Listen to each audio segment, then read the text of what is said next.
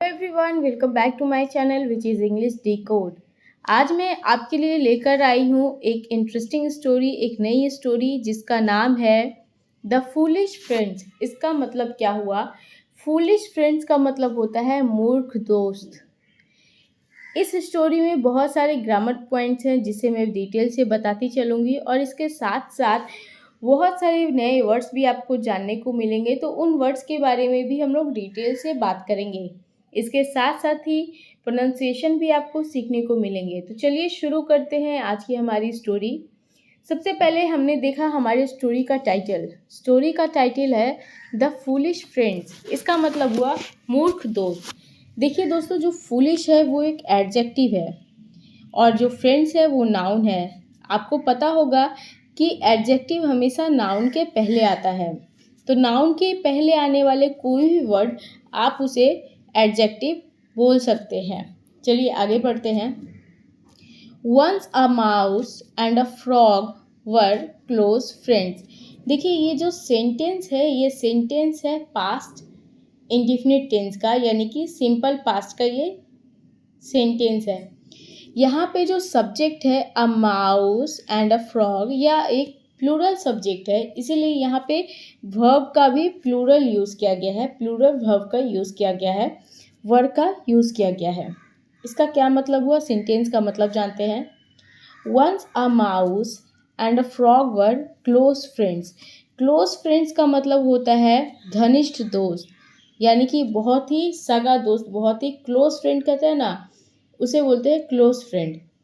यानी एक बार एक चूहा और एक फ्रॉग बहुत ही क्लोज फ्रेंड्स थे। They spent most of their time together. Spent क्या है? स्पेंट है स्पेंट का V2 यानी कि वर्ब का सेकेंड फॉर्म, जिसका मतलब होता है बिताना। इसका पूरा मतलब क्या हुआ? They spent most of their time together, यानी कि वे लोग अपना ज़्यादातर समय साथ बिताते थे, स्पेंड करते थे। When the frog would go back to the pond, the mouse would miss him. अब इसका क्या मतलब हुआ? देखिए यहाँ पे जो वर्ब लगाया गया है, would लगाया गया है ना? तो would कब लगाया जाता है? जब भी इस तरह के वाक्य आते हैं जिसके अंत में ता होता है। जैसे कुछ एग्जाम्पल देकर मैं बताती हूँ। जब भी मैं उसे डांटता वह रो देता। जब भी मैं बाजार जाता वह पढ़ना छोड़ देता।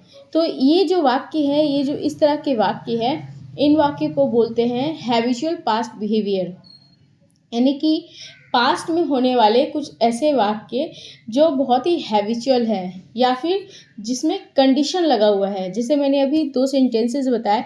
यहाँ पे देखिए, जब भी मैं उसे डांटता वो रो देता, जब भी मैं बाजार जाता वह पढ़ना छोड़ देता। तो जब भी इस तरह के वाक्य होता है तो हम वुड लगाते हैं, वुड वर्ब का यूज़ करते हैं।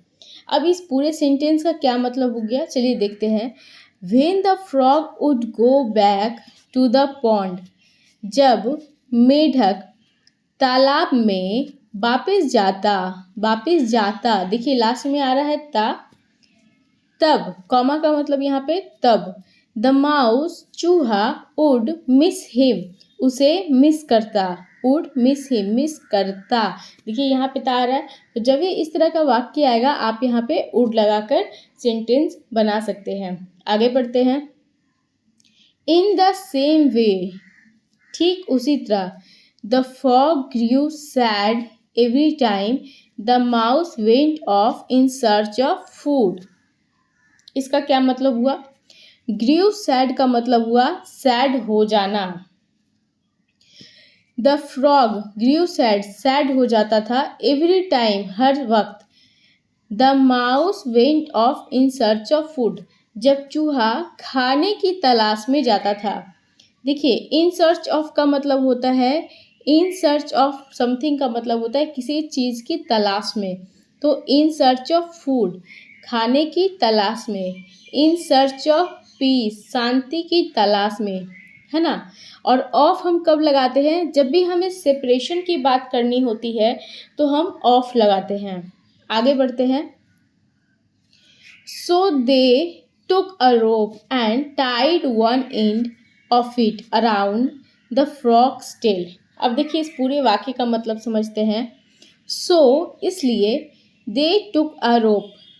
छोटे छोटे वाक्य का मतलब समझते हैं तब आपको समझने में बहुत ही आसानी होगी. देखिए रोप मिस होता है रस्सी, टेक मिस होता है लेना, और टेक का यहाँ पे वर्ब का सेकेंड फॉर्म यूज़ किया गया है टुक, क्योंकि ये पूरी स्टोरी हमारी पास्ट में चल रही है. इसका मतलब हुआ दे टुक अ रोप, उन्होंने एक रस्सी लिया. दे यानी कि a mouse and a frog, and और tied one end of it.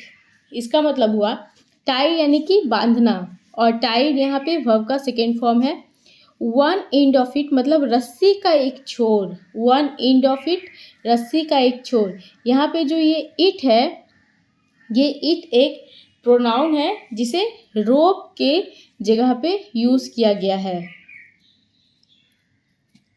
Tide one end of it यानी कि रस्सी का एक छोर अराउंड द फ्रॉग्स लेग, मेढक के पैर के चारों तरफ बांध दिया. एंड द अदर यानी और जो दूसरा छोर था, टू द माउस फुट यानी चूहे के पैर से बांध दिया. Every time they missed each other one would pull the rope to call the other. अब देखिए इसका मतलब क्या है. एवरी टाइम यानी कि जब कभी, दे मिस्ड ईच अदर, वे मिस करते थे एक दूसरे को. ईच अदर यानी एक दूसरे को. One would pull the rope, pull means होता है खींचना. अपनी ओर कोई चीज़ को जब हम खींचते हैं तो पुल करते हैं, और जब हम किसी चीज़ को धक्का देते हैं तो पुश करते हैं. वन वुड पुल एक खींचता, the rope to call the other, rope को खींचता, टू कॉल द अदर यानी दूसरे को बुलाने के लिए रोप खींचता. देखिए मैंने यहाँ पे उड का मतलब बताया था कि उड हम कब यूज़ करते हैं, तो देखिए यहाँ पे फिर से उड आया है और उसी तरीके से यूज़ किया गया है. इस वाक्य का पूरा मतलब हुआ one would pull the rope to call other, एक दूसरे को बुलाने के लिए रस्सी खींचता. One day the frog went deep under water in the pond in search of food. देखिए in search of food, in search of something मैंने ऊपर बताया, मतलब किसी चीज़ की तलाश में. तो खाने के तलाश में the frog went deep under water. Deep यानी कि गहरा, अंडर वाटर यानी कि पानी के नीचे. वेंट यानी कि जाना. The frog went deep under water, बहुत गहरे पानी में चला गया. इन द पॉन्ड तालाब में. इन सर्च ऑफ फूड खाने की तलाश में. ही फॉरगॉट वह भूल गया. दैट कि his foot was tied with the mouses, वह भूल गया. ही फॉरगॉट दैट कि उसका पैर वॉज टाइड बंधा हुआ था, विद द माउसेस यानी कि माउस के पैर के साथ. अब देखिए दोस्तों ये जो सेंटेंस है, ये सेंटेंस है पास्ट टेंस का पैसिव वॉइस का, सिंपल पास्ट के पैसिव वॉइस का. देखिए सिंपल पास्ट का जो सेंटेंस होता है वो होता है subject plus V2 plus object, और जब यही सेंटेंस का हम पैसिव वॉइस में कन्वर्ट करते हैं तो वो सेंटेंस हो जाता है सब्जेक्ट प्लस वाज या वर प्लस V3 प्लस ऑब्जेक्ट. तो ये जो सेंटेंस है ये है सिंपल पास्ट के पैसिव वॉइस का सेंटेंस. आगे बढ़ते हैं. He went deeper and deeper in the water, वह पानी के और गहराई में, और भी ज़्यादा गहराई में चला गया. सून जल्दी, the poor mouse was pulled into the water. Soon जल्दी, बेचारा चूहा. पुअर माउस यानी कि बेचारा, पुअर यानी कि बेचारा. पुअर का मतलब गरीब भी होता है और पुअर का मतलब बेचारा भी होता है. तो यहाँ पे हो गया the poor mouse was pulled, खींचा चला गया, वॉज पुल्ड. देखिए ये भी जो सेंटेंस है ये सेंटेंस भी है पैसिव वॉइस में, सिंपल पास्ट के पैसिव वॉइस में। वॉज प्लस V3 मैंने बताया था, जब भी वॉज प्लस V3 होता है तो वो सेंटेंस क्या होता है, सिंपल पास्ट का पैसिव वॉइस में होता है।